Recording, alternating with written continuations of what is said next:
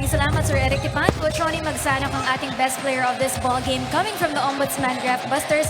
Ito po kanilang rookie player na si Carl Gatmaitan. Congratulations once again sa inyong kupunan. Carl, bilang baguhan sa kupunan ng Ombudsman, can you share with us ano ba ang best part sa paglalaro dito sa UNTV Cup? So far, you have 3 games already dito sa liga natin. Unang-una, nagpapasalamat ako kay God sa kalakasang binigay niya sa akin. Pati dun sa mga coaches ko, sa mga teammate ko na talagang ilang araw nila akong pinapaangat yung kumpiyansa ko sa ensayo na kailangan lumaro ka ng maayos, gawin mo lang yung part mo. So, as my experience dito sa UNTV, sobrang sarap. Isang karangalan po makalaro sa liga ng UNTV at makapaglaro po sa liga ng mga public servant. Yun lang po.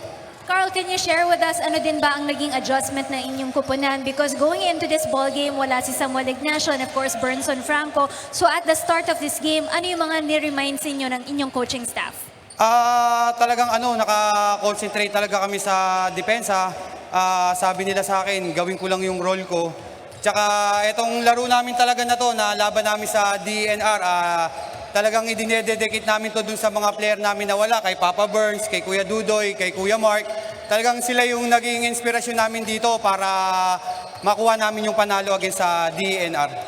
Alright, your next game, moving forward, let's talk about dahil susunod yung makakarap dito ang kupunan ng PhilHealth Consulta this coming December 8. Ano ba ang pwede naming ma-expect sa Ombudsman?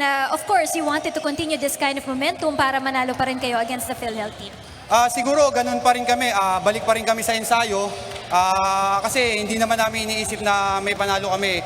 Iniisip namin lagi kaming opening game, nakapokus kami, nakakonsentrate kami lagi sa ensayo. So siguro yon, bakbak kami ulit after netong game na to kasi para sa paghahanda namin sa PhilHealth.